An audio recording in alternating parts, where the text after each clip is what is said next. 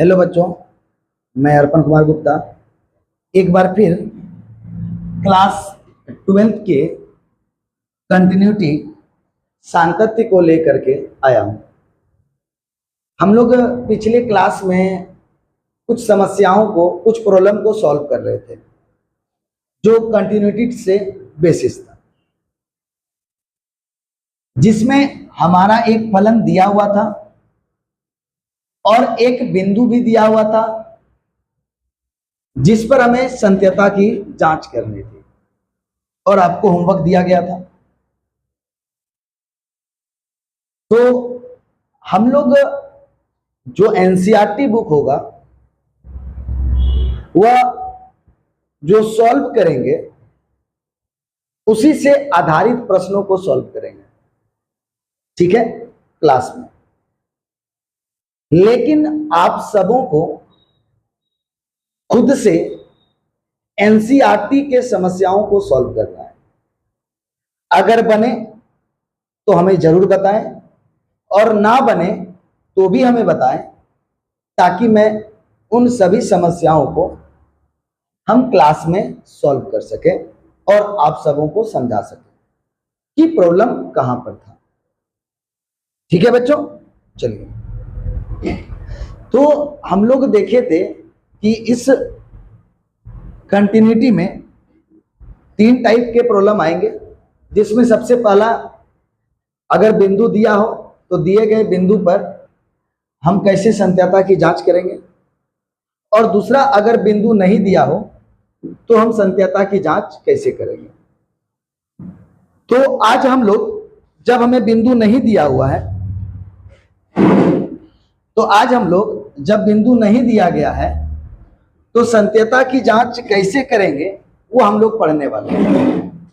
हम लोग जो अभी तक समस्याओं को सॉल्व किए, ये समस्या है या इससे पिछला समस्या है या ये समस्या है, जो भी हमारे पास समस्याएं थी, सब में देखिए हमें बिंदु दिया गया था और एक फलन दिया गया था। हमें एक बिंदु दिया गया था और फलन दिया गया था। हमें एक बिंदु दिया गया था और फलन दिया गया था। हमें एक बिंदु दिया गया था और फलन दिया गया था। तो इससे आधारित हम लोगों ने समस्याओं को सॉल्व किया है। लेकिन आज का जो हम लोगों को कंटिन्यूटी से आधारित जो समस्याएं होंगी, प्रॉब्लम होंगे, हमें बिंदु दिया हुआ नहीं रहेगा, सिर्फ दिया हुआ रहेगा तो फलन, दिया हुआ रहेगा तो फलन, और बोला जाएगा कि इस फलन की संत्यता की जांच कीजिए। संत्यता मतलब कंटिन्यूटी चेक करना है कि वह कंटिन्यूअस होगा या फिर डिसकंटिन्यूअस होगा, संतत होगा या फिर असंतत होगा। तो हम कैसे करेंगे? तो क्या कहा जाता है कंटिन्यूटी में कि जब हमें संत्यता की बिंदु नहीं पता हो, जब हमें संत्यता का बिंदु नहीं पता हो, तो हम एक आर्बिट्रेरी पॉइंट, आर्बिट्रेरी पॉइंट का मतलब होता है अज्ञात बिंदु, जिस बिंदु के बारे में हम अनुमान तो लगा सकते हैं लेकिन वह बिंदु क्या है ये हम बता नहीं सकते। हमें पता है कि यह कोई एक बिंदु है, लेकिन कौन सा बिंदु है ये हमें पता नहीं है, और यहां पर उस बिंदु को हम लोग कहते हैं सी। इस सी को कहते हैं हम लोग आर्बिट्रेरी पॉइंट, अज्ञात बिंदु। और ये जो सी दर्शाता है, रिप्रेजेंट करता है, यह सी रिप्रेजेंट करता है रियल नंबर को। किसको रिप्रेजेंट करता है? रियल नंबर को।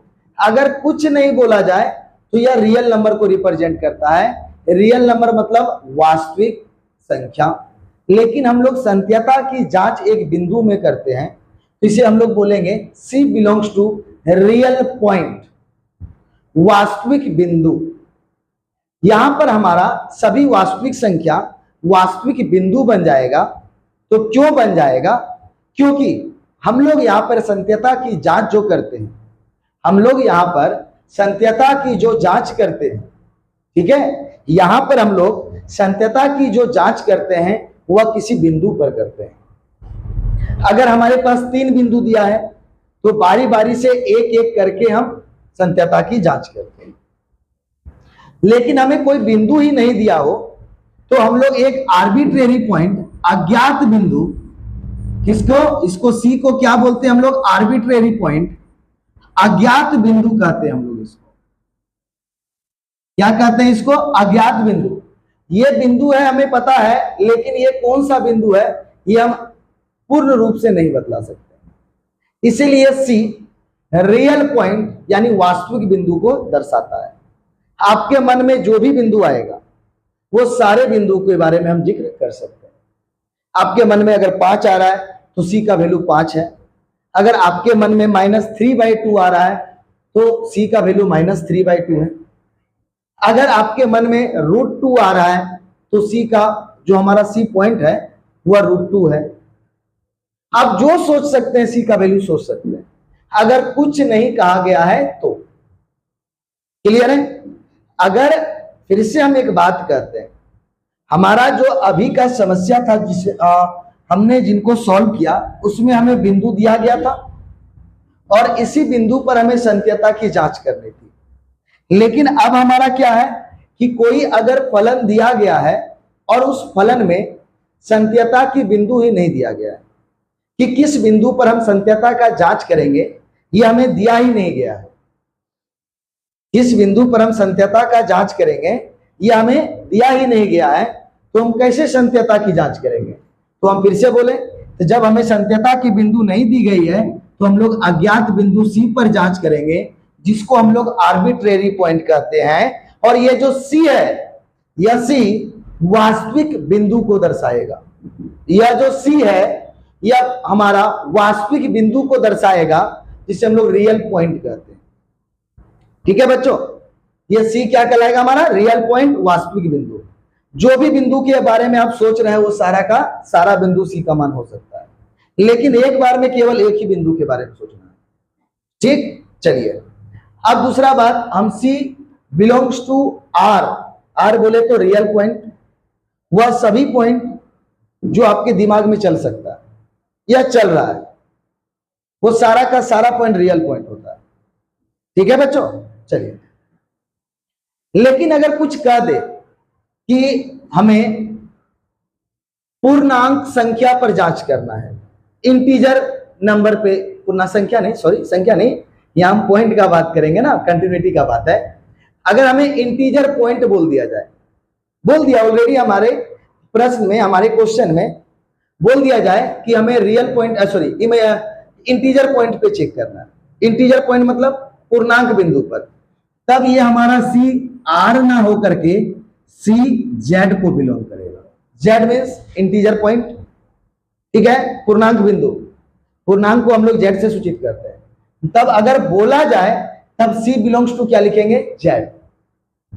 अगर बोला जाए कि नेचुरल पॉइंट, प्राकृत बिंदु पर जांच करना है, तब सी बिलोंग्स टू एन लिखेंगे।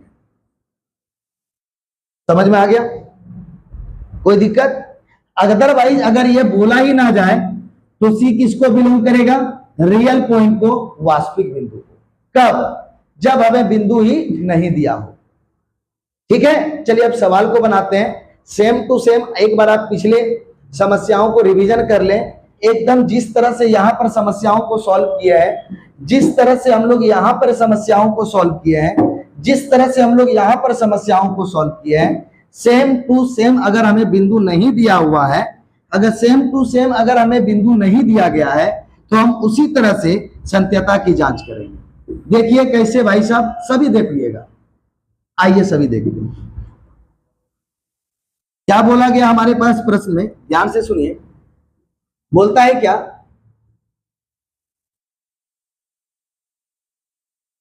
यदि f(x) is equal to x minus 3 है तो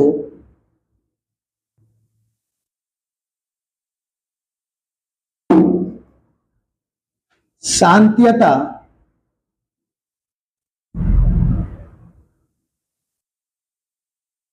की जांच करें। देखिए यहां पर इस दोनों प्रश्न में देखिए, हमें फलन दिया था साथ में बिंदु भी दिया था, लेकिन इस बार हमारा क्या दिया हुआ है, केवल फलन दिया गया है लेकिन बिंदु नहीं दिया गया है। और फिर भी हमें कहा गया कि आप संत्यता की जांच कीजिए। ध्यान से सुनिए बच्चों, हमें इस बार केवल फलन दिया गया है और बिंदु नहीं दिया गया है। केवल फंक्शन हमें मालूम है, हमें पॉइंट नहीं मालूम है।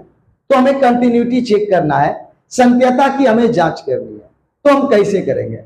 बिल्कुल एकदम सारे प्रॉब्लम को बारीकी से समझेंगे, एक जैसा बनाना है। आप एकदम टेंशन ना लें, एकदम सी पॉइंट जैसे बना रहे थे उसी तरह बनाएंगे।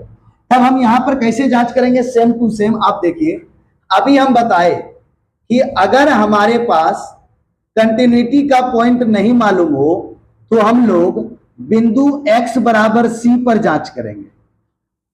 किस पर जांच करेंगे? x बराबर c पर जांच करेंगे।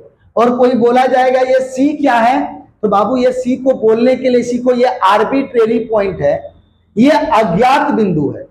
अज्ञात बिंदु का मतलब यह कोई बिंदु है, ये हमें तो पता है, लेकिन कौन सा उसका मान हमें पता नहीं है। यह सी एक बिंदु है, यह हमें पता है, लेकिन वो कौन सा बिंदु है, यह उसका मान हमें पता नहीं है। इसी को कहते हैं हम लोग आर्बिट्रेरी पॉइंट, अज्ञात बिंदु। यहां तक ठीक है बच्चों? जब हमें बिंदु ना दिया हो तो किस बिंदु पर जांच करेंगे? सी बिंदु पर। एक बार अच्छे से समझ लीजिए, फिर सारे प्रॉब्लम को धड़ाधड़ धड़ाधड़ धड़ाधड़ धड़ाधड़ बनाएंगे। बनाने का तरीका हमारा सेम रहेगा जो पिछले क्लास में हम लोग बनाए थे। ठीक, आप बताए थे कि सी को तो आपको रिप्रेजेंट करना पड़ेगा कि सी का मान क्या संभव है, ये लिखना तो पड़ेगा। तो हम बताए थे अगर कुछ नहीं कहा जाए तो सी किस पे बिलोंग करता है? वास्तविक बिंदु यानी कि रियल पॉइंट पे। इस पर वास्तविक बिंदु यानी रियल पॉइंट पे। क्लियर है बात? समझ में आ गया? C बिलोंग्स टू R, ये आप दिखला दीजिएगा। कोई C belongs to R, R मतलब वास्तविक पॉइंट। आपके जिस तरह वास्तविक संख्या, सभी संख्याओं को वास्तविक संख्या कहा जाता है जो हमारे दिनचर्या में यूज होता है, डेली लाइफ में यूज होता है। ठीक है, तो लेकिन हम लोग संत्यता की जांच हम लोग एक बिंदु में करते हैं, तो उसी वास्तविक संख्या को हम लोग वास्तविक बिंदु बोल दिए। वास्तविक संख्या को क्या बोल दिए? वास्तविक बिंदु। अगर किसी बच्चों के मन में चल रहा है 1, तो बिल्कुल C का मान 1 है। अगर किसी बच्चों के मन में चल रहा है -1, तो बिल्कुल C का मान -1 है, क्योंकि ये पूरा क्या है? वास्तविक बिंदु। आप जो सोच सकते हैं, अगर किसी बच्चे के मन में चल रहा है C का वैल्यू 1/2 होगा सर, तो बिल्कुल C का वैल्यू 1/2 भी हो सकता है। आप जो बिंदु आपके मन में चल रहा है वो सारा बिंदु है। ठीक है, ये C का मतलब। चले आगे, चलो C को फिर से एक बार क्या कहते हैं? अज्ञात बिंदु, आर्बिट्रेरी पॉइंट। C को हम लोग क्या कहते हैं? अज्ञात बिंदु, आर्बिट्रेरी पॉइंट। ठीक है, चलिए तो कहता क्या है, ध्यान से देखिए, लिख दिए। अब सेम लाइन चिपकाइए, सेम लाइन चिपकाइए। फलन f(x) बिंदु x बराबर c पर संतत होगा यदि function f(x) is continuous at point x is equal to c if। बताइए, हमारा फलन f(x) बिंदु x बराबर c पर संतत कब होगा? जब लेफ्ट हैंड लिमिट बराबर राइट हैंड लिमिट बराबर दिए गए बिंदु C पर फलन का मान तीनों बराबर हो जाए।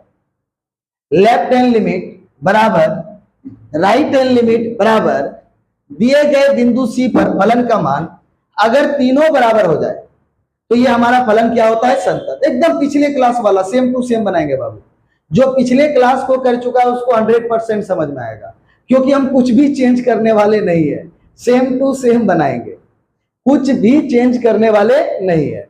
ठीक है, चलिए तो बोलो, function f(x) is continuous at point x is equal to c if left hand limit is equal to right hand limit is equal to value of function at given point, all are equal. ठीक है, तो left hand limit का meaning हम बताए थे, कैसे लिखेंगे? Limit h tends to 0 f of, जिस पॉइंट पे चेक कर रहे हैं, लेफ्ट मतलब लेस माइनस h, बताए थे कि नहीं? जिस पॉइंट पे हम लोग चेक करेंगे लेफ्ट हैंड लिमिट के लिए, उसमें माइनस h। ठीक है बच्चों, चलिए फिर देखिए, limit h tends to 0 f of, जिस पॉइंट पे चेक कर रहे हैं राइट हैंड लिमिट में वैल्यू इंक्रीज करता है तो प्लस h, और एफ ऑफ c। बनाने के तरीका में कोई भी चेंज नहीं आने वाला है। हमारा जो बनाने का तरीका होगा बच्चों एकदम सेम टू सेम। अब क्या करेंगे, सेम टू सेम दोनों लाइन को लिख देंगे। लिख दीजिए, left hand limit is equal to limit h tends to 0 f of c minus h। लिख दिए। अब उसके बाद सबसे पहले क्या लिखते हैं, लिमिट को लिख दिए, लिमिट को। अब लिमिट को बंद करने वाले हैं हम लोग, लो लिमिट को बंद कर दिए। लिमिट को बंद करने के बाद अब क्या दिखाई दे रहा है, फलन f। आप फलन f को देखिए, पूरा फलन f को लिखना है लेकिन x के जगह पे इसे लिखना है। बताइए जरा सा ध्यान से बताइए। लिमिट को लिख दिए, लिमिट को बंद कर दिए। लिमिट को बंद करने के बाद अब क्या दिखाई दे रहा है, फलन f दिखाई दे रहा है। हम पूरे फलन f को लिखेंगे लेकिन जहां जहां x दिखाई देगा वहां पर क्या लिखेंगे, c माइनस h। जो भी यहां रहता है उसी को लिखते हैं। 0 माइनस h था तो 0 माइनस h लिखे x के जगह पे, पाई माइनस h था तो x के जगह पे पाई माइनस h लिखे, 2 माइनस h था तो x के जगह पे 2 माइनस h लिखे। और अब क्या है, c माइनस h है तो हम x के जगह पे c माइनस h को रखेंगे। एकदम सही, पिछले क्लास में हम लोग इसी तरह से बनाए थे। तो चलिए यहां पर धड़ाक से देखिए क्या दिखाई दे रहा है, x के जगह पे c माइनस h और माइनस 3। अब हमें लिमिट के वैल्यू को चेक करना है कि हम पुट कर सकते हैं कि नहीं पुट कर सकते हैं। तो हम लिमिट का वैल्यू तब तक पुट नहीं कर सकते हैं जब तक हमारा हर में 0 आता रहेगा। लेकिन सर यहां हर का तो पद ही नहीं है, तो आप आराम से लिमिट के वैल्यू को पुट कर दीजिए। आराम से आप क्या कीजिए, लिमिट के वैल्यू को पुट कर दीजिए। तो जैसे पुट करेंगे तो क्या होगा, लिमिट को लिखना छोड़ देंगे तो क्या मिलेगा बताइए, c minus 0 minus 3 is equal to c minus 3। सही है गलत, c में 0 गया, c माइनस 3। डन है बच्चों, चलिए अब राइट हैंड लिमिट के लिए दोनों को लिख दीजिए। एकदम सेम टू सेम बनाना है, हमारा कोई भी चीज चेंज होने वाला नहीं है।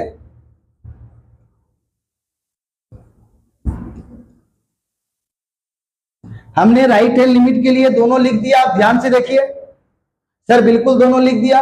अब दोनों लिखने के बाद आप लिखिए लिमिट, लिख दिया हम लिमिट।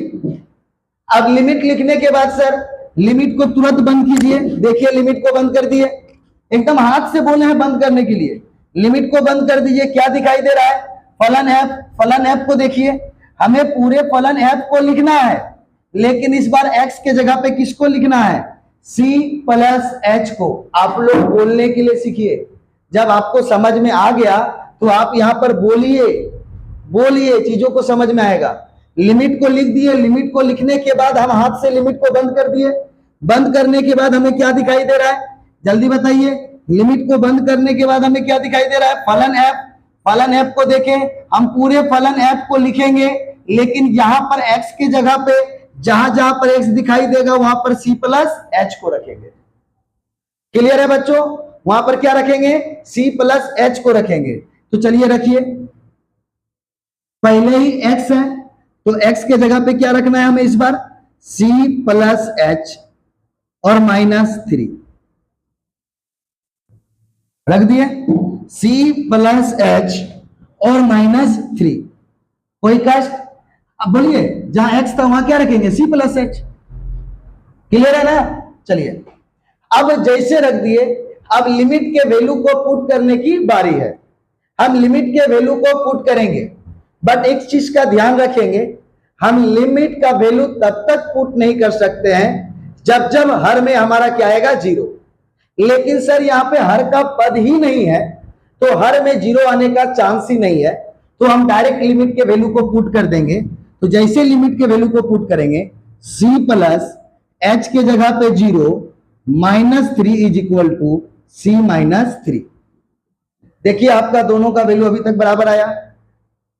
ठीक, चलिए अब अगला आप क्या चेक करेंगे, दिए गए बिंदु C पर फलन का मान, बोलिए f of c, value of function at given point.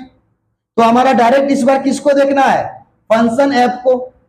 एकदम फंक्शन f को देखिए और x के जगह पे रख दीजिए किसको, इस बार c को। तो c -3, तो देखिए c -3 c -3 c -3, तो therefore left hand limit is equal to right hand limit is equal to value of function at the given point c। इसीलिए left hand limit, right hand limit और दिए गए बिंदु c पर फलन का मान तीनों हमारा समान हो गया। और जब तीनों समान हो गया तो ये हमारा क्या कहलाएगा, फलन f(x), संतत कहलाएगा। तो हम बोलेंगे अतः फलन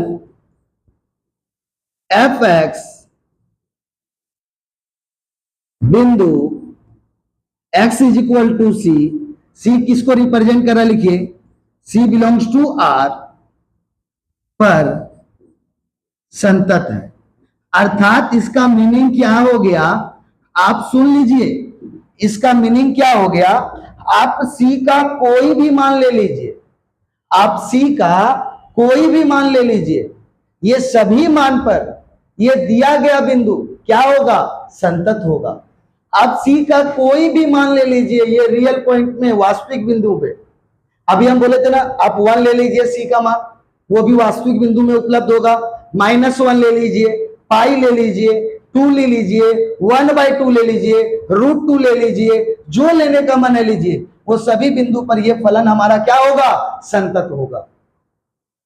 क्या बच्चों बता दीजिए, ये समझ में आया कि नहीं आया, आ गया? क्या हमारा बनाने का तरीका एकदम सही है, एकदम सेम टू सेम भी है, और C का मतलब क्या हुआ ये भी समझ में आ गया। सिर्फ C को C नहीं बोलना है, वो वास्तविक बिंदु कहलाता है, अगर कुछ ना बोला जाए तब। डन, चलिए और क्वेश्चन को बनाते हैं। चलिए और क्वेश्चन को बनाते हैं और प्रश्नों को बनाते हैं।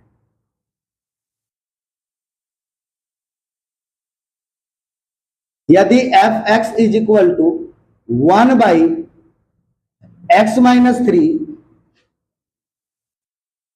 x is not equal to 3, तो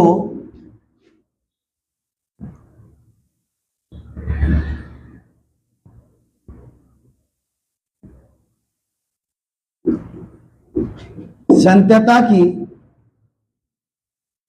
जांच करें।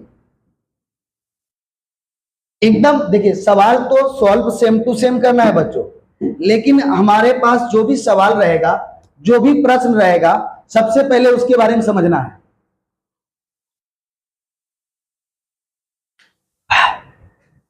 उसके बारे में क्या करना है, समझना है। तो देखिए यहां पर फलन फिर से दिया गया है, लेकिन हमें बिंदु नहीं दिया गया है, तो हम लोग C बिंदु पर जांच करेंगे, और C हमारा वास्तविक बिंदु कहलाएगा, क्योंकि कुछ नहीं बोला गया है।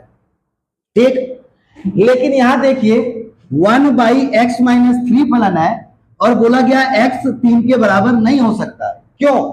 क्योंकि जैसे ही आप x का मान 3 रखिएगा तो 3 - 3 हो जाएगा 0। जैसे ही x का मान आप 3 रखिएगा तो 1/3 - 3 यानी 1/ हो जाएगा 0, और 0 मतलब 1/0 जैसे हुआ, हर में जैसे 0 आया तो ये अपरिभाषित फलन हो जाएगा। क्या हो जाएगा? अपरिभाषित। और अपरिभाषित कभी भी पे हम लोग संत्यता की जांच नहीं करते हैं। इसीलिए यहां पर क्या किया गया, 3 को x का मान सोचना है तो यह हमेशा अपरिभाषित हो जाएगा, इसीलिए 3 के मान को हमें नहीं सोचना है। जैसे आप 3 यहां पर रखिएगा तो हर में हमारा 0 आ जाएगा, जिसके कारण ये फलन पूरा क्या हो जाएगा, अपरिभाषित। इसीलिए x बराबर 3 को हमारा क्या कर दिया गया, साइड। यानी x का सभी मान को आप सोच सकते हैं, लेकिन 3 को छोड़ करके। x के सभी मान को आप सोच सकते हैं, लेकिन 3 के मान को छोड़ करके। क्यों? क्योंकि 3 पर यह फलन क्या हो जाएगा, अपरिभाषित। 3 पर यह फलन क्या हो जाएगा, अपरिभाषित। तो आइए यहां पर सेम टू सेम बनाने का तरीका होगा, लेकिन इसमें थोड़ा सा चेंज करेंगे। क्या? देखिए, जब कोई बिंदु नहीं बोला गया है, नहीं दिया गया है, तो हम x बराबर c बिंदु पर जांच करेंगे, और c हमारा कुछ नहीं बोला गया है, तो c रियल नंबर को रिप्रेजेंट, सॉरी रियल पॉइंट को रिप्रेजेंट करेगा, लेकिन उसमें शामिल नहीं होगा 3। उसमें शामिल नहीं होगा 3। क्या पढ़ेंगे, जरा इसको पढ़ के सुनाते हैं। जब हमें कोई बिंदु ना दिया हो, तो हम एक आर्बिट्रेरी पॉइंट C पर संत्यता की जांच करते हैं, और ये जो बिंदु C है वो बिलोंग कर रहा है रियल नंबर को, बट नॉट इंक्लूडेड 3। ये माइनस को पढ़ते हैं नॉट इंक्लूडेड, शामिल नहीं है। ये माइनस को पढ़ते हैं नॉट इंक्लूडेड, शामिल नहीं है। क्या पढ़ेंगे, C belongs to real number but not included 3। हमारा C जो आर्बिट्रेरी पॉइंट है वह एक वास्तविक संख्याओं का बिंदु है, ठीक है, लेकिन उसमें 3 शामिल नहीं है। तो बच्चों, हमने यहां पर 3 को शामिल क्यों नहीं किया? क्योंकि फिर से हम बोलना चाहते हैं, इस फलन में अगर C का मान, यानी C ही हमारा x है, अगर x का मान अगर आप क्या रख देते हैं, 3 को रखते हैं, तो ये हमारा हर में 0 आ जाएगा, और हर में 0 आएगा तो फलन अपरिभाषित हो जाएगा। इस केस में हम संत्यता की जांच नहीं कर सकेंगे। इसीलिए हमने क्या किया, C हमारा रियल पॉइंट है, जो भी बिंदु सोचना है सोचिए, लेकिन C का मान गलती से भी 3 नहीं सोचिएगा। C का मान गलती से भी 3 नहीं सोचिएगा। अगर C का मान अगर आप 3 सोच लेते हैं, तो x का मान हो गया 3, और x का मान 3 रखने पर यह फलन क्या हो जाएगा, अपरिभाषित। सवाल आसानी से बना लेंगे, लेकिन सवाल के ये प्रश्नों का जो हमारा हल होता है ना, सॉल्यूशन होता है, उसको समझना जरूरी होता है। आप उसको समझिए, बारी बारी से समझिए। सवाल बनाने का तरीका हम जो बता चुके उसी तरह बनेगा, कोई चीज चेंज नहीं होगा। लेकिन ये कहता क्या है, पहले उसको समझिए। अगर उस चीजों को हम समझ लेते हैं, तो हम प्रॉब्लम को आसानी से सॉल्व कर सकेंगे। हर एक चीजों का, जो भी चीज हम लिखेंगे उसके मीनिंग को समझ सकते हैं। तो पहले इनके सॉल्यूशन में हर एक चीज के मीनिंग को समझिए, फिर आगे चलते हैं। फिर से हम बतलाना चाहते हैं कि यहां पर इस प्रश्न में हम लोग x is equal to C belongs to R लिखे थे। क्यों लिखे थे? क्योंकि यह किसी भी x के मान पर अपरिभाषित होने वाला नहीं था। लेकिन इसमें हमने क्या किया, जैसे फलन, इस फलन को लिखा, तो देखिए x का मान अगर 3 रखेंगे तो हर में 0 आ जाएगा, और जब भी हर में 0 आएगा तो वो क्या हो जाता है, अपरिभाषित। क्या हो जाता है, अपरिभाषित। तो x के किस मान पर, 3 मान पर अपरिभाषित हो रहा है, तो पहले बोल दिया गया कि इसमें x का मान 3 को शामिल नहीं करना है। किसको शामिल नहीं करना है, 3 को शामिल नहीं करना है। तो हम किस बिंदु पर संत्यता की जांच करेंगे? कुछ नहीं बोला गया है तो बिंदु C पर संत्यता का जांच करेंगे। अगर कुछ नहीं बोला गया है तो किस बिंदु पर संत्यता का जांच करेंगे? बिंदु C पर संत्यता का जांच करेंगे। लेकिन C का मान वास्तविक बिंदु तो होगा, लेकिन उसमें 3 शामिल नहीं होगा। क्या शामिल नहीं होगा? 3 माइनस का मतलब शामिल नहीं है। ये माइनस का मतलब शामिल नहीं है। कौन? 3। क्यों नहीं है, आपको समझ में आ गया? क्योंकि 3 रखने पर यह फलन क्या हो जाएगा, अपरिभाषित। क्यों होगा अपरिभाषित? क्योंकि हर में आ जाएगा 0। ठीक, चलिए बच्चों, अब जैसे ये हो गया, बनाने का तरीका हमारा सेम रहेगा। हमें समझना जरूरी था, बनाना तो हमारा वही तरीका है, और कहीं भी गड़बड़ी नहीं होगा। आ जाइए, सेम टू सेम छापते जाइए, उसी तरह प्रोसेस। फलन fx बिंदु x बराबर C पर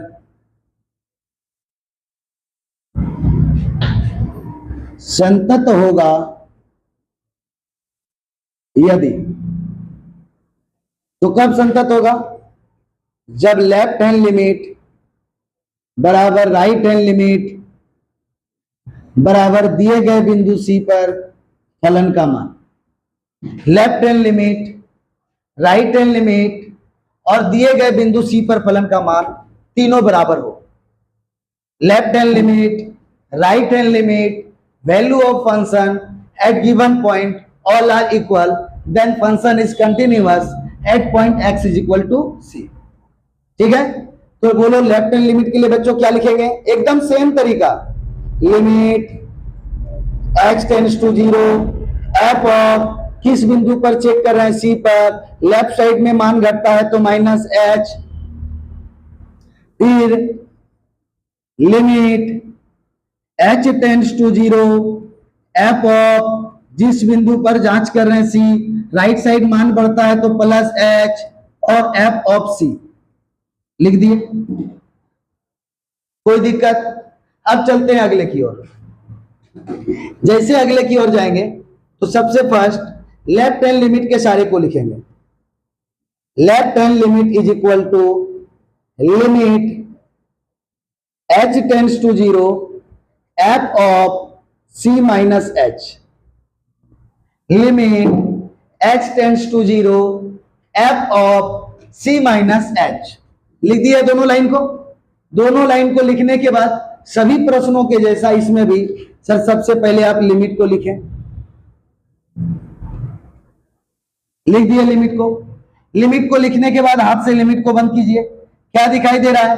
फलन f, पूरे फलन f को लिखेंगे, लेकिन जहां पर x दिखाई देगा, यही ना पूरा फलन f है, ये पूरे फलन f को लिखेंगे, लेकिन जहां x दिखाई देगा वहां पर c माइनस h लिखेंगे।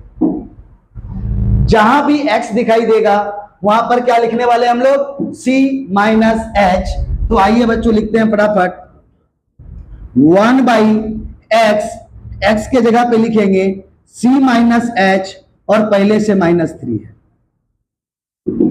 देख लीजिए, लिमिट को हमने लिखा, लिमिट को बंद कर दिया, उसके बाद क्या दिखाई दे रहा है? फलन f, हमने पूरे फलन f को लिखा, लेकिन जहां जहां पर दिखाई दिया x वहां पर हम क्या लिखे? c minus h।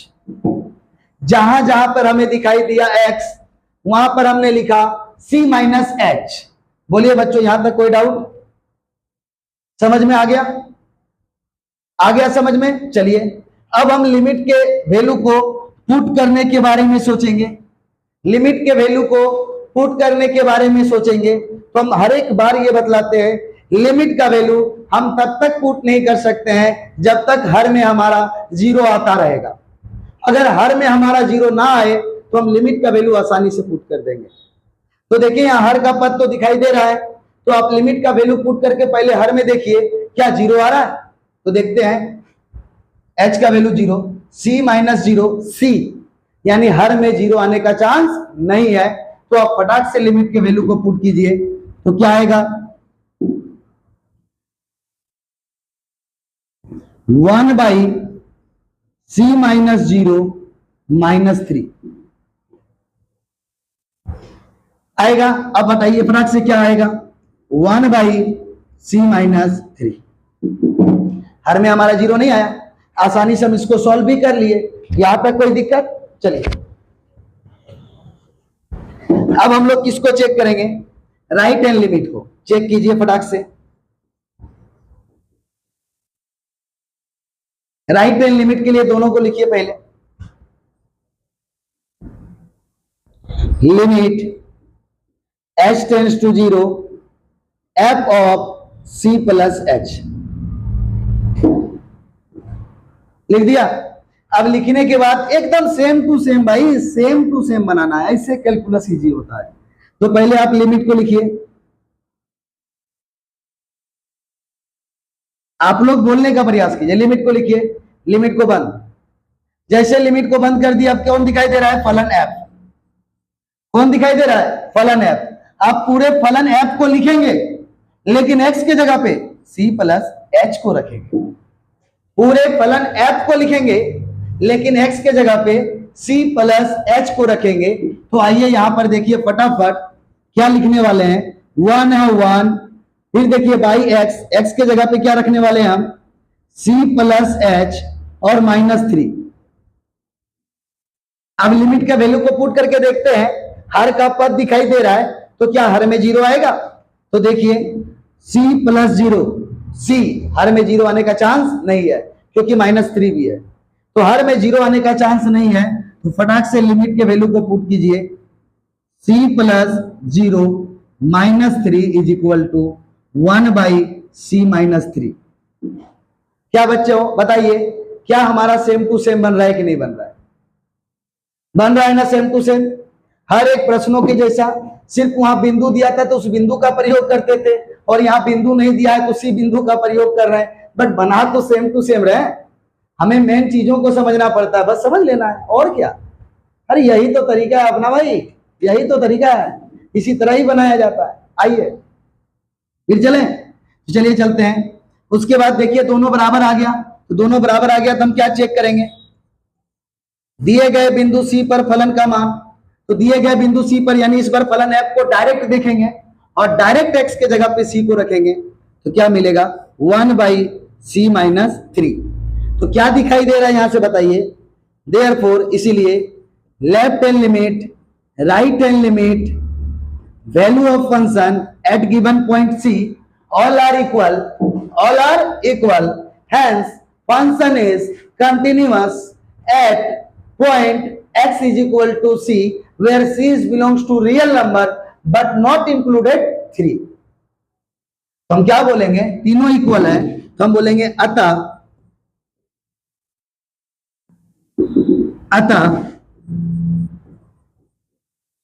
फलन fx बिंदु x बराबर c, c belongs to real number, लेकिन शामिल नहीं है कौन, 3 पर संतत है।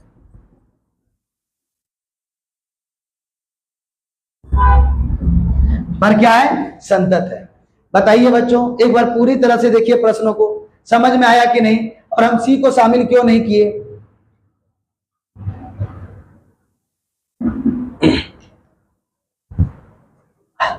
हम लोग सी को क्यों सॉरी 3 को शामिल क्यों नहीं किए, क्योंकि 3 पे ये फलन क्या हो जाता, अपरिभाषित। क्या समझ में आ रहा है कि नहीं आ रहा है? इतने सामने नहीं छोड़ना है, जितना ज्यादा से ज्यादा प्रैक्टिस हो सके प्रैक्टिस करना है, ठीक है, ताकि हम सवालों को आसानी से बना सकते हैं। आप एनसीईआरटी के समस्याओं को बनाइएगा, हम तो बता ही रहे हैं यहाँ पे, ठीक, बन रहा है या नहीं बन रहा है वो देखना है। चलिए अगले प्रॉब्लम की ओर, अगले समस्या की ओर चलते हैं। एकदम बिंदास होकर के बनाना है, सोचने का नहीं, कैलकुलस डिफिकल्ट है ऐसा सोचने का नहीं, हमें एकदम इजी होगा। सिर्फ आप लोग का सपोर्ट चाहिए, जितना ज्यादा से ज्यादा हो सके इस वीडियो को जरूर शेयर करें, ताकि आपके साथ साथ और जिन बच्चों को कैलकुलस में समस्या होता है वो हमारे स्कालाइन क्लासेस में जुड़ सके और सारे बच्चों को कैलकुलस आसान लगे, यही मेरा मकसद है और कुछ नहीं है। और वह बिना आपके सहयोग से पॉसिबल नहीं है, आपको सहयोग करना ही होगा। अगर आपको समझ में आ रहा है तो बिल्कुल आप इसे शेयर ज्यादा से ज्यादा करें, कमेंट करें, हमें बताएं। नहीं समझ में आ रहा है तो हमें बताएं, हम सारी चीजों को फिर से बतलाएंगे, ठीक है। और ज्यादा से ज्यादा फिर से बोलेंगे शेयर करें, ताकि जिन बच्चों को कैलकुलस में प्रॉब्लम है उन सारे बच्चों को समझ में आए, ठीक है। चलिए अगले प्रॉब्लम को देखते हैं।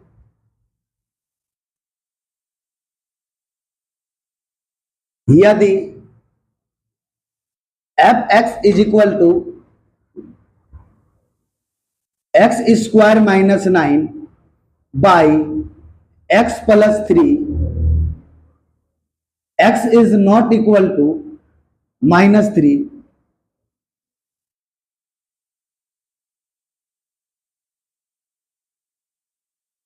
है तो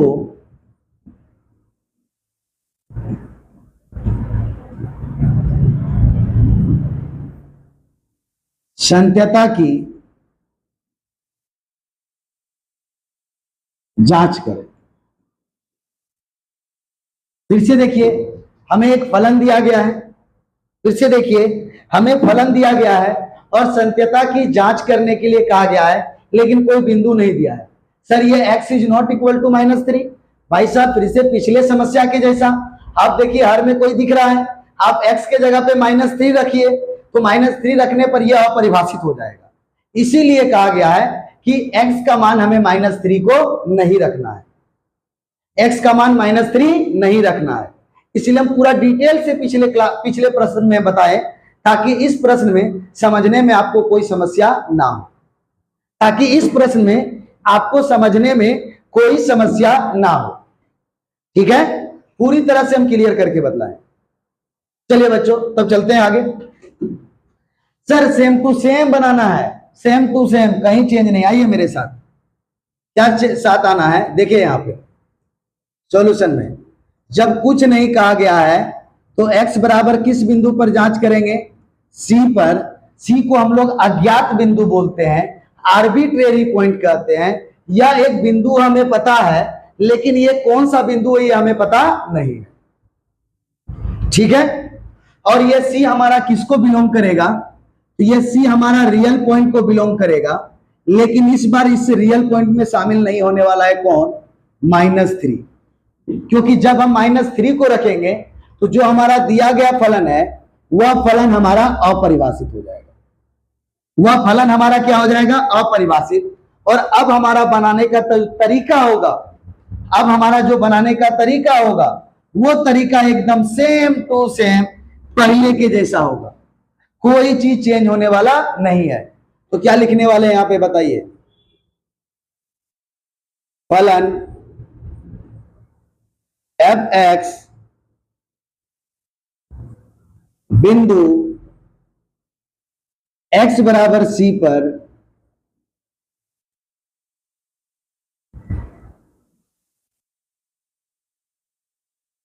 संतत होगा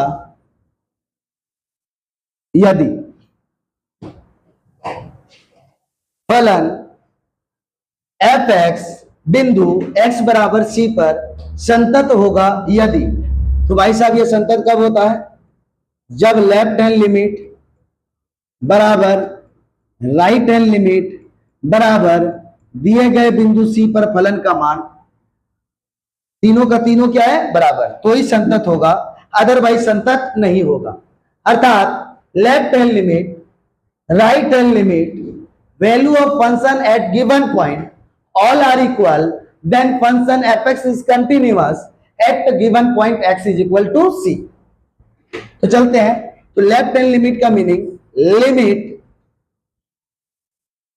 h tends to 0 f of, जिस पॉइंट पे चेक कर रहे हैं लेफ्ट साइड वैल्यू घटता है तो -h। राइट हैंड लिमिट के लिए limit h tends to 0 f of, जिस पॉइंट पे हमें चेक करना है वो पॉइंट राइट साइड वैल्यू बढ़ता है तो +h, और f ऑफ C।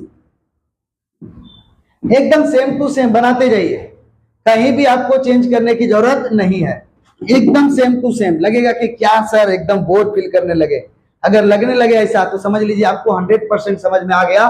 लेकिन फिर भी आपका प्रैक्टिस छूटना नहीं चाहिए, मैथ यही कहता है, फिर भी आपका प्रैक्टिस छूटना नहीं चाहिए। तो चलिए, लेफ्ट हैंड लिमिट के दोनों लाइन को आप लिख दीजिए,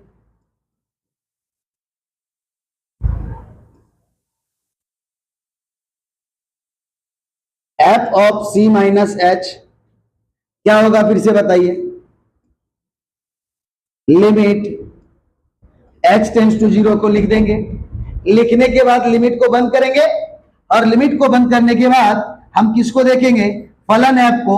हम पूरे फलन f को लिखने वाले हैं, लेकिन जहां जहां पर दिखाई देगा x, उस x के जगह पे हम लिखने वाले हैं C माइनस h, एकदम सेम टू सेम। हम लिमिट को लिखने के बाद आप लिमिट को बिंदास होकर के बंद कर दीजिए।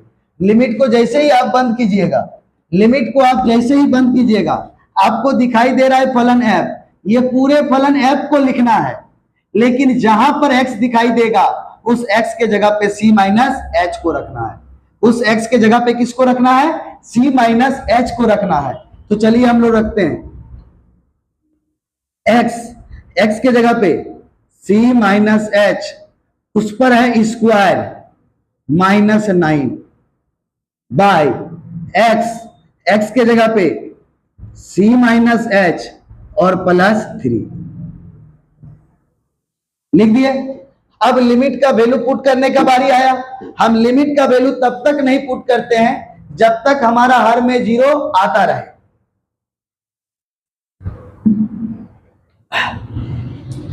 तो यहां पर देखिए हर का पद दिखाई दे रहा है, और जैसे हर का पद दिखाई दे रहा है तो हर में लिमिट का वैल्यू पुट करके देखिए, कहीं हर में तो 0 नहीं आ रहा है। जैसे हम हर का पे देखिए पुट करके तो c+3 आएगा, c - 0 c +3 आएगा। तो अब हर में 0 आएगा नहीं, ये आप समझ गए। तो आप लिमिट के वैल्यू को पुट कर दीजिए, c - 0 का होल स्क्वायर -9 बाय c - 0 +3। तो क्या आ गया हमारे पास, c² -9 बाय c +3। अब देखिए यहां कैलकुलेशन आ जाएगा, क्या आ जाएगा देखिए जरा, अगर आता है आप स्टैंडर्ड फॉर्म में लिखना है आपको, तो क्या आएगा बताइए, c² -9 को 3 का स्क्वायर बाय c +3। आइए a² - b², a - b into a + b by जो हमारा है वो लिख दिए, a² - b² है ना, तो a² - b² को a - b into a + b लिखेंगे, ये दोनों कट गया। तो हमारे पास क्या आया जरा बता दीजिए, c - 3। कोई कष्ट समझ में आया कि नहीं आया? हम पहले ही किसको हटा चुके हैं, -3 को। पहले ही किसको हटा चुके हैं, c का वैल्यू में -3 को। c का वैल्यू -3 कभी आपको पुट करना ही नहीं है। अगर -3 पुट कीजिएगा आप परिभाषित हो जाएगा। तो यहां पर हम पहले इसी डर से हमने -3 को पहले बोला, जा कबूतर जा जा जा, मतलब -3 को हम लोग भेज दिए हैं, कबूतर उड़ा दिए हैं हम लोग। वो कबूतर कौन है, -3 है। वो कबूतर कौन है, -3 है। हमने -3 को उड़ा दिया है क्योंकि यह परिभाषित कर सकता था। ठीक है, चलिए अब राइट हैंड लिमिट के दोनों लाइन को लिखिए, सेम टू सेम बनाना है, कहीं कोई चेंज नहीं। जिस तरह से एकदम सारे प्रॉब्लम को प्रैक्टिस कर डालिए, देखिए अब कंटिन्यूटी आपका आसान होता है कि नहीं। लिख दिए दोनों लाइन को। अब उसके बाद किसको लिखते हैं, लिमिट को। लिख दीजिए लिमिट को, लिख दिया लिमिट को। अब लिमिट को लिखने के बाद आप लिमिट को बंद कीजिए। तो जैसे लिमिट को बंद कीजिएगा, जैसे आप लिमिट को बंद कीजिएगा तो देखिए आपको यहां पर क्या दिखाई दे रहा है, ये फलन दिखाई दे रहा है। जैसे लिमिट को बंद कीजिएगा देखिए यहां फलन दिखाई दे रहा है। तो हमें क्या करना है, इस पूरे फलन को लिखना है, लेकिन x के जगह पे इस बार c + h को रखना है। x के जगह पे इस बार किसको रखना है, c + h को रखना है। तो चलिए हम लोग बनाते हैं, क्या लिखा हुआ है x के जगह पे c + h, उस पर क्या होगा स्क्वायर, माइनस क्या है 9, फिर से दिखाई दिया x के जगह पे c + h, फिर क्या है +3। अब लिमिट का वैल्यू पुट करने का बारी आया, तो हर का पद दिखाई दे रहा है। तो पहले हर में ही लिमिट का वैल्यू पुट करके देखेंगे कि कहीं हर में तो 0 नहीं आ रहा है। तो जैसे ही हम हर में लिमिट का वैल्यू पुट करने गए तो हर में हमारा 0 आने का चांस नहीं है। क्यों नहीं है, क्योंकि क्या आएगा c + 0 और +3 मतलब c + 3 आएगा। क्या आएगा, c + 3 आएगा। तो हमारा 0 आने का चांस नहीं है। क्या है, 0 आने का चांस नहीं है। तो आराम से लिमिट का वैल्यू को आप पुट कीजिए, क्या मिलने वाला है, c + 0 का स्क्वायर -9 बाय c + 0 +3। देख लीजिए जहां जहां पर हमें क्या दिखाई दिया, h दिखाई दिया, हमने उस h के जगह पे 0 रख दिया। क्यों अभी ही लिमिट के वैल्यू को रखा, क्योंकि हर में 0 आने का चांस है ही नहीं, हर में 0 आने का चांस है ही नहीं। तो आराम से पुट किए, अब निकालिए यहां पर क्या मिलेगा, c² -9 बाय c + 3। सेम मिला, सेम तरीका से सॉल्व कीजिए। हम 9 को लिख सकते हैं 3 का स्क्वायर, नीचे c + 3, a² - b², a - b into a + b, और नीचे जो है उसको लिख दिए। तो c + 3 कट गया, तो हमारे पास आ गया c - 3। ठीक है बच्चों, चलिए अब जैसे दोनों का मान बराबर आ गया तो अब हम लोग एफ ऑफ सी निकालेंगे। क्या निकालेंगे? एफ ऑफ सी। जितना ज्यादा से ज्यादा प्रैक्टिस हो उतना ज्यादा से ज्यादा प्रैक्टिस कीजिए, कहीं भी आपको समस्या होने वाला नहीं है, कहीं भी आपको समस्या होने वाला नहीं है। बिंदास होकर के बनाइए, एक एक चीज को बनाते जाइए। चलिए एफ ऑफ सी, इस बार डायरेक्ट किसको उल्केंगे? फलन एफ को देखेंगे और एक्स के जगह पे क्या रखेंगे? सी। तो रखिए फटाक से, C square minus 9 by C plus 3। हम 9 को फिर से पुनः 9 को 3 का स्क्वायर लिख सकते हैं और c प्लस 3। फिर से बताइए, A square minus B square, A minus B into A plus B by A plus B. बताइए ये कट गया, तो जैसे ये कट गया तो हमारे पास क्या आएगा? c minus 3। क्या आएगा? c minus 3। देखिए तीनों का वैल्यू इक्वल आ गया। अब जैसे आ गया तो हमें क्या दिखाई दे रहा है? बोलिए, therefore left hand limit is equal to right hand limit is equal to value of function, sorry 3 नहीं, गलती से printing mistake, value of function at the given point c all are equal, hence function fx is continuous at point x is equal to c where c is belongs to real number but not included -3। क्या बोलेंगे? अतः फलन fx बिंदु x बराबर c belongs to real number but not included -3 पर संतत है।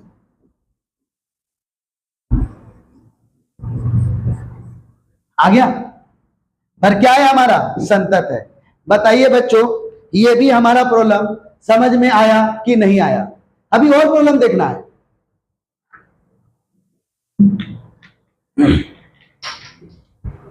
हमें और प्रॉब्लम को देखना है। क्या ये समझ में आ गया?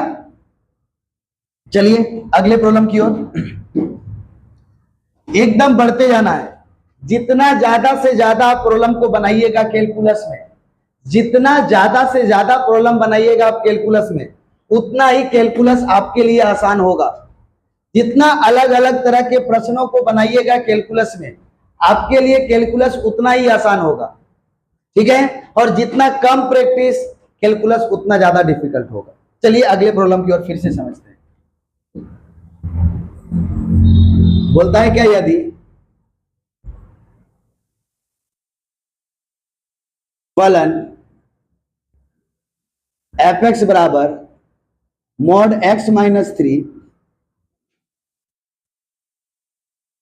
है तो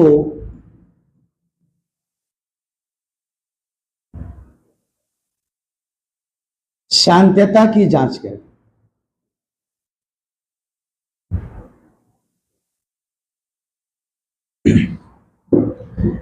देखिए इस बार हमारा मॉडुलस फंक्शन मापांक फलन आ गया। तो जब मॉडुलस फंक्शन अकेला हो तो हमें कोई फर्क नहीं पड़ता है। अगर केवल एक ही मॉडुलस फंक्शन हो तो हमें फर्क नहीं पड़ता है, क्योंकि जब हमारा, देखिए उसको समझिए, मॉडुलस फंक्शन को जब आप फ्री कीजिएगा तो इसका वैल्यू क्या आता है? हमारा नेगेटिव भी आता है और पॉजिटिव भी आता है। नेगेटिव कब आएगा? जब लेस देन 0 होगा। पॉजिटिव कब आएगा? जब ग्रेटर देन 0 होगा।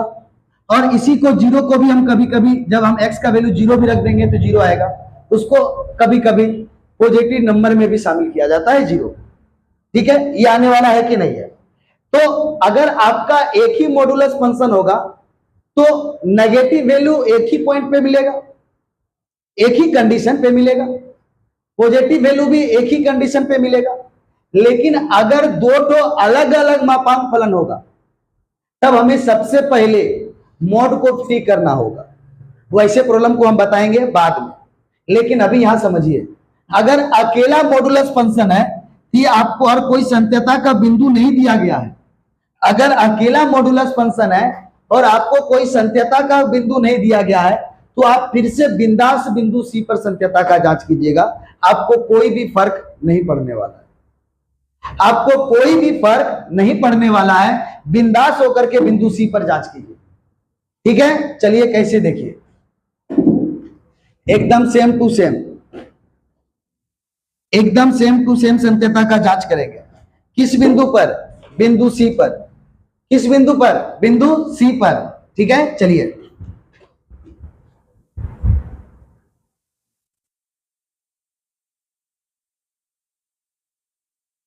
जब x बराबर c, जहां c is belongs to real number, क्या इस बार कोई ऐसा होगा जो शामिल नहीं होगा?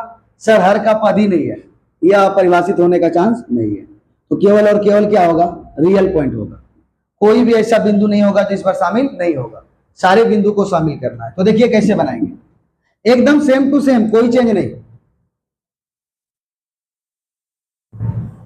फलन एफ एक्स बिंदु x बराबर c पर संतत होगा यदि, अभी दो तीन तरह का इसी में, अभी और दो तीन टाइप के क्वेश्चन को सॉल्व करेंगे, फिर हम लोग अगले टाइप के प्रॉब्लम को सॉल्व करेंगे। ठीक है, एकदम आसानी से सॉल्व करना है। बोलता है कि फलन एफ एक्स बिंदु x बराबर c पर संतत होगा यदि, तो कब संतत होता भाई साहब? जब लेफ्ट हैंड लिमिट बराबर राइट हैंड लिमिट बराबर दिए गए बिंदु सी पर फलन का मान हो। और लेफ्ट हैंड लिमिट का मतलब बच्चों बताइए, limit h tends to 0 f of, जिस बिंदु पर चेक कर रहे हैं minus h, limit h tends to 0 f of, जिस बिंदु पर चेक कर रहे हैं प्लस h, और f ऑफ c। सही लिखे? हम सारे प्रश्नों को बता बना के एक ही कंडीशन से बना रहे हैं। आपको याद हो जाना चाहिए कि सर हमारा कंटिन्यूटी एक ही तो तरीका से बन रहा है, बस हमें कॉन्सेप्ट को समझना है और बनाते जाना है। ठीक है, चलिए तो पहले लेफ्ट हैंड लिमिट के दोनों लाइन को लिखते जाइए। Left hand limit is equal to limit h tends to 0 f of c minus h, लिख दिए दोनों लाइन को। अब उसके बाद हम किसको लिखने वाले हैं? लिमिट को। लिमिट को हम लिख दिए। लिमिट को लिखने के बाद अब लिमिट को बंद कर दीजिए। बंद करने के बाद कौन दिखाई दे रहा है? फलन f। हम पूरे फलन f को लिखेंगे, लेकिन जहां पर दिखाई देगा x वहां क्या लिखेंगे? c minus h। बोलिए पूरे किसको लिखेंगे? फलन f को लिखेंगे। फलन f में जहां पर दिखाई देगा x वहां पे हम क्या लिखेंगे? c minus h। तो चलिए फटाफट, क्या है? मॉड। लिखिए मॉड, क्या दिखाई दे रहा है? x के जगह पे रखेंगे c माइनस h, फिर क्या है? -3, लिख दिए -3। क्लियर है बच्चों? क्या लिख दिए? -3। अब हर का पद ही नहीं है तो हर में 0 का चांस नहीं है, लिमिट का वैल्यू पुट कीजिए। तो आप मॉड को हटाइएगा नहीं, जो जैसे है वैसे रहने दीजिएगा, क्योंकि सी के बारे में हमें वैल्यू ही नहीं पता है। सी के बारे में है क्या? सी को क्या बोलते हैं? Arbitrary point. वो आर्बिट्रेरी पॉइंट कुछ भी हो सकता है, इसीलिए मोड को आप हटाने वाले नहीं है, जैसे का तैसे मोड को रहने दें।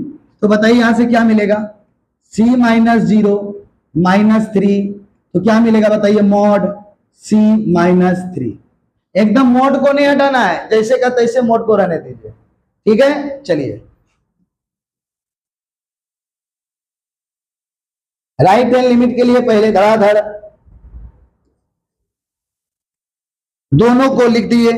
अब दोनों को लिखने के बाद हमारा आएगा अगला क्या? हम किसको लिखने वाले हैं? लिमिट को।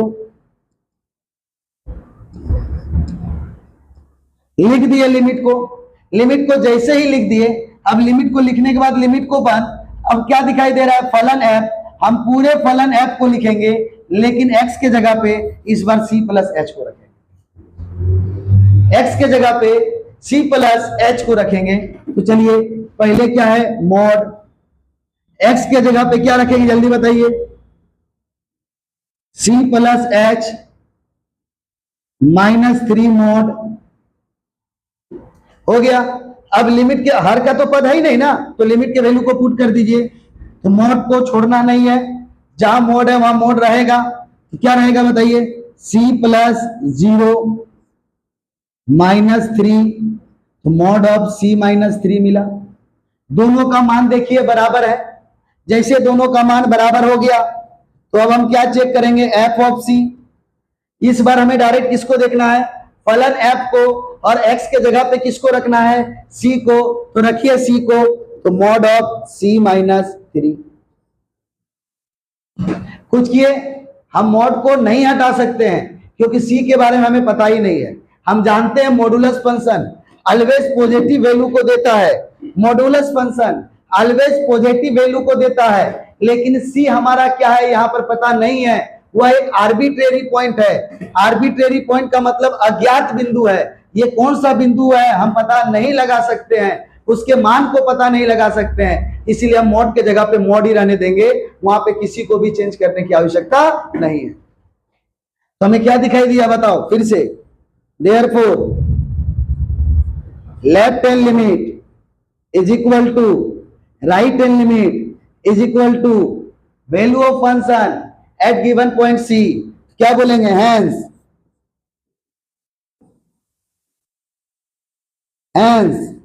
function fx is continuous at point x is equal to c where c is belongs to real number, अतः फलन fx बिंदु x बराबर c, c belongs to r पर संतत है।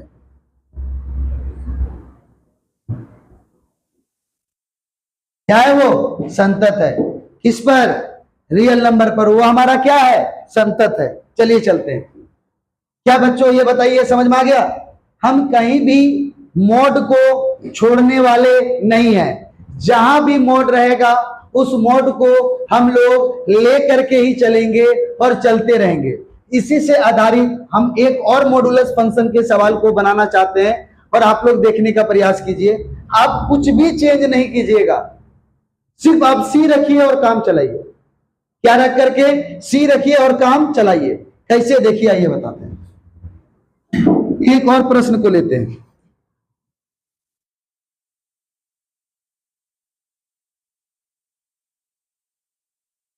यदि फलन fx is equal to mod of sine x पर है तो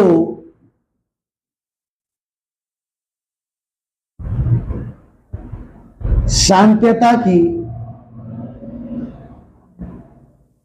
जांच करें। है तो साम्यता की जांच करें, विदाउट लेट किए सवाल बनाना स्टार्ट कीजिए। कोई बिंदु नहीं है, सी बिंदु पर जांच करेंगे, अपरिभाषित होने का चांस ही नहीं है। फटाफट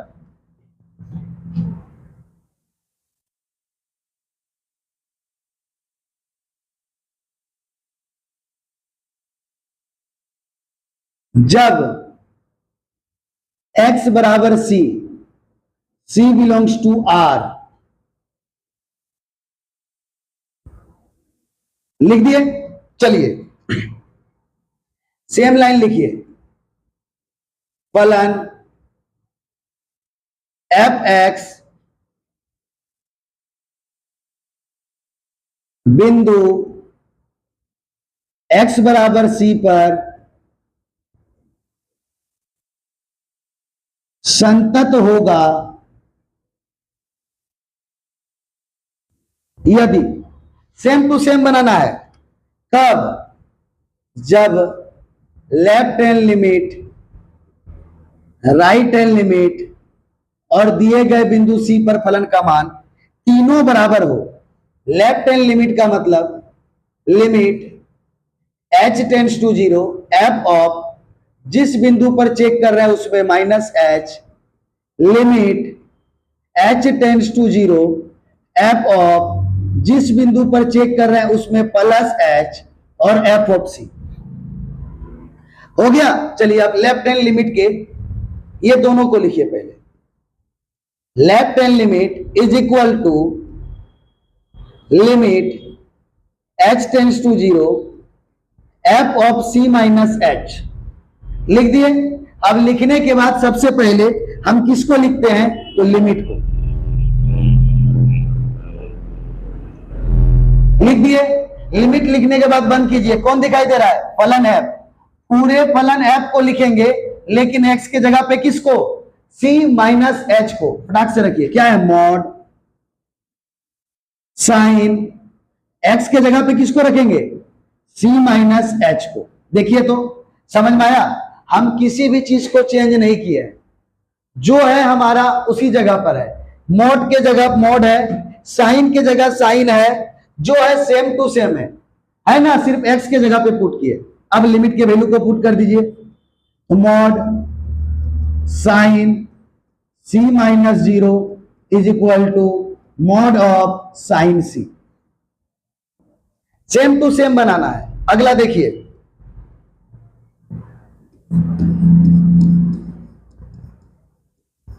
right hand limit h tends to 0 f of c plus h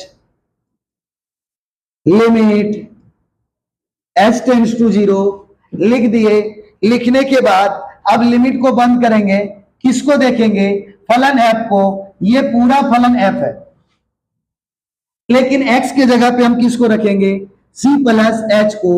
तो mod of sine c plus h, हर में 0 आने का चांस नहीं है।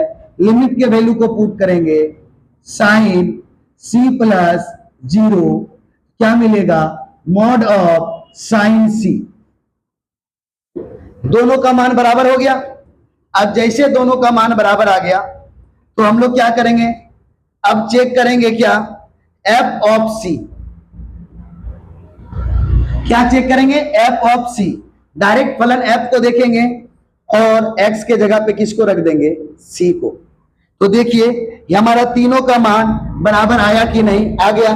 तो बोलेंगे क्या, इसीलिए लेफ्ट हैंड लिमिट बराबर है राइट हैंड लिमिट के, और यह भी बराबर है दिए गए बिंदु c के। हम क्या बोलेंगे, अतः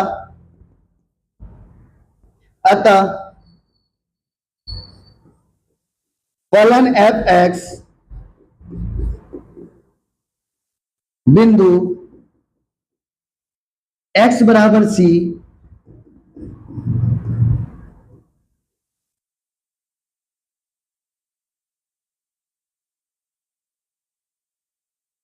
बताइए बच्चों, समझ में आया कि नहीं आया।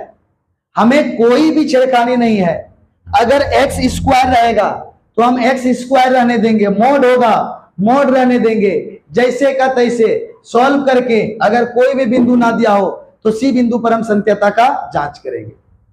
ठीक है क्या बच्चों, बताइए।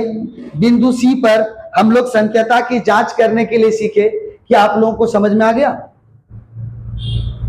बिल्कुल। अगर समझ में आ गया तो आप जरूर हमें बताएं। हम लोग अगले क्लास में फिर से इसी बिंदु सी से संबंधित 1-2 प्रश्नों को सॉल्व करेंगे। उसके बाद हम लोग अगले टाइप के प्रश्नों को सॉल्व करेंगे। तो अगले क्लास को करना ना भूलें। फिर से बता दें, मैं अर्पण कुमार गुप्ता, आप लोगों के मैथ्स का साथी। हम लोग फिर मिलेंगे अगले क्लास में। तब तक के लिए धन्यवाद।